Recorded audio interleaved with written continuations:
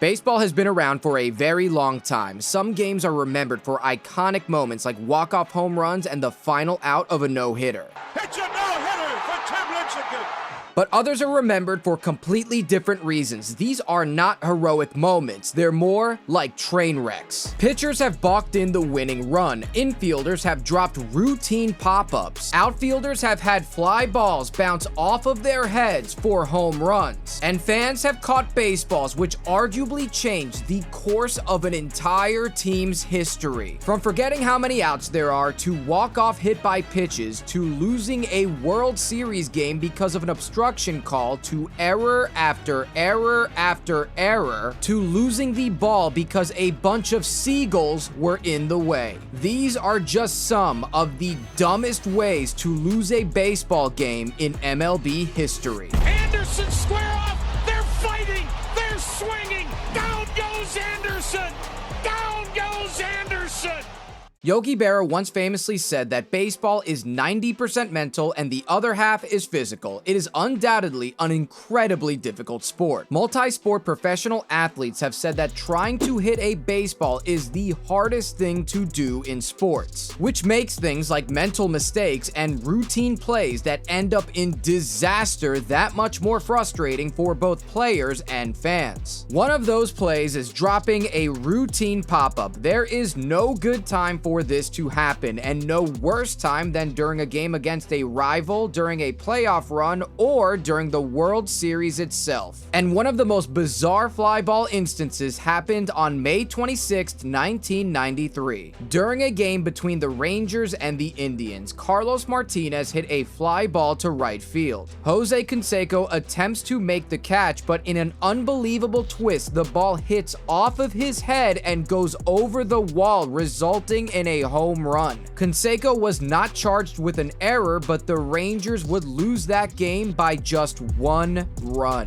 One of the most infamous drop fly balls happened on September 23, 1998, in a game against the Cubs and the Brewers as they were both fighting for a wild card spot. With 2 outs and the bases loaded in the bottom of the 9th inning, the Cubs were up 7-5. With a fly ball hit to left fielder Brant Brown, he drops the ball at the warning track. 3 runs would score and the Brewers would walk it off, winning 8-7 over the Cubs. A dropped routine pop-up could follow a player forever, especially when it comes against a rival. On June 12, 2009, the Mets faced the Yankees at Yankee Stadium to open up a 3-game set. In the bottom of the 9th inning, the Mets were up 8-7 with 2 outs and runners on first and second. A-Rod then pops up to second baseman Luis Castillo, who dropped the easy pop-up. Instead of the game ending right there with the Mets' victory, the runner from first base scored and the Mets would lose that game 9-8 with the Yankees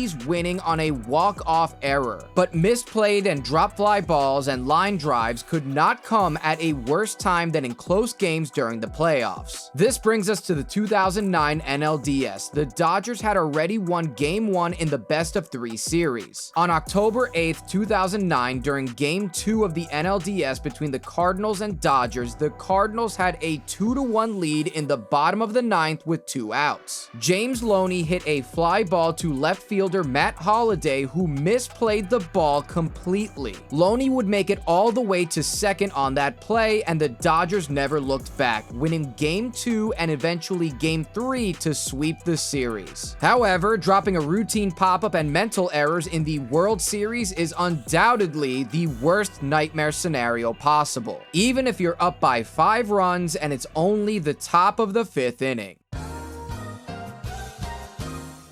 This, of course, happened in Game 5 of the 2024 World Series between the Yankees and the Dodgers. With the Dodgers up 3-1, the Yankees took a commanding 5-0 lead with their ace Garrett Cole pitching a gem. And then it started happening, a snowball effect that started with a dropped fly ball. Tommy Edman hit a soft line drive directly at Aaron Judge and he dropped the ball. And this was just the first error of that inning alone. alone. 2 more errors would follow later in that inning where Anthony Volpe had a wild throw to third base, and after striking out 2 batters, Garrett Cole failed to cover first base on an easy grounder to first baseman Anthony Rizzo. The Dodgers would score 5 unearned runs that inning to tie the game. They would eventually win the game and win the World Series that very night. Arguably the dumbest way to lose not just a baseball game, but a World Series elimination game at home. And sometimes fans get involved with catching fly balls. One of the most infamous moments happened on October 9th, 1996. Game 1 of the ALCS when the Yankees and Orioles faced off. With the Yankees trailing the Orioles 4-3 in the bottom of the 8th inning, Derek Jeter hit a deep fly ball to right field. It looked like the Orioles right fielder Tony Tarasco was going to catch the ball, but a 12-year-old named Jeffrey Mayer reached over the wall with his glove and pulled the ball into the stands. The right field umpire, who later admitted he made a mistake, immediately called it a home run when it really should have been fan interference. The Yankees tied the game with this home run and won by a score of 5-4 in 11 innings. The Yankees also ended up winning the series against the Orioles 4-1. Things can get real weird during the course of a baseball season, and losing a game due to wildlife interference is not something that baseball experiences often. There have been delays due to squirrels, bees, bugs, cats, eagles, the list goes on and on. But on June 11th, 2009, something truly bizarre happened in a game between the Royals and the Indians. In the bottom of the 10th inning with nobody out, Chin-Soo Choo hits a line drive to center field where the ball seemingly gets lost in a group of seagulls who couldn't get away. A flock, if you will. The ball rolls past the Royals center fielder and the Indians end up walking it off, winning the game 4-3. Sometimes the worst ways to lose a game not only happen in the World Series, but the ball may not even leave the ground, which is exactly what happened in the 1986 World Series between the Mets and the Red Sox. In the bottom of the 10th inning, with the Mets down 3 runs and the Red Sox up 3-2, the Mets had their backs against the wall. However, the Mets were able to tie the game. And with 2 outs and a runner on second, Mets center fielder Mookie Wilson hit a slow ground ball to first baseman Bill Buckner. The ball went right through Buckner's legs, which allowed the Mets to score the winning run, a walk-off error that is remembered to this very day. Momentum would shift and the Mets would go on to win the 1986 World Series. Physical mistakes are sometimes more forgivable than mental mistakes, which are some of the more inexcusable acts in baseball. And there are none far worse than forgetting how many outs there are in an inning during a close game with runners in scoring position. This happens more than it should, a lot more. I could probably make a 2-hour-long video about how often this actually happens. On August 12th, 2000, Mets outfielder Benny Agbayani caught a fly ball in the 4th inning in a game against the Giants. Thinking that was the 3rd out, he handed the ball to a fan in the stands. Turns out that wasn't the case. Fans were yelling at him that there were actually only 2 outs. Agbayani tried to get the ball back from the fan, but it was way too late. 2 runs would score, and the Mets ended up winning the game 3-2, but it was a lot closer than it had to be. But don't worry, these mental lapses have caused teams to lose games too. On June 12th, 2009, the Cubs were playing the Twins at Wrigley. With 1 out and runners on first and second in the top of the 8th inning, the Cubs were down 5-3. A fly ball was hit to Cubs outfielder Milton Bradley, who caught the ball and then proceeded to just stand there, and then he threw the ball into the stands thinking that was the 3rd out. The runner on first was able to make it all the way to third base on that play. Cubs fans were booing and the Cubs would lose 7-4. One of the more recent examples happened in 2025 in a back-and-forth battle between division rivals, the Cubs and the Cardinals. On June 24th, in the bottom of the 4th inning with 1 out and a runner on second, the Cardinals were up in a tight 7-5 game. Cardinals right fielder Alec Burleson hit a deep fly ball to Cubs center fielder Pete Crow Armstrong. Armstrong was able to catch the ball, but thinks that was the 3rd out. The runner on second then realized this mental mistake and was able to score all the way from second. The Cubs would lose that game by just 1 run, 8-7. Before we move forward, I'd like to take a moment to try and save you some money. Shout out to SeatGeek for sponsoring. You can use promo code JabroniBaseball to get $20 off your first purchase. purchase. SeatGeek is the official ticket marketplace of Major League Baseball. You can use SeatGeek for sports, concerts, music festivals, Broadway shows, comedy shows, and more. Again, my viewers get $20 off their first purchase with code JabroniBaseball. That's one word, all caps. Click the link in the description to download the app. This brings us to the walk-off hit by pitch, arguably worse than a walk-off walk. Although rare, this happens way more often than you think. And Turner gets hit by the pitch and the Mets win the game! And Gomes is hit by a pitch to win the game.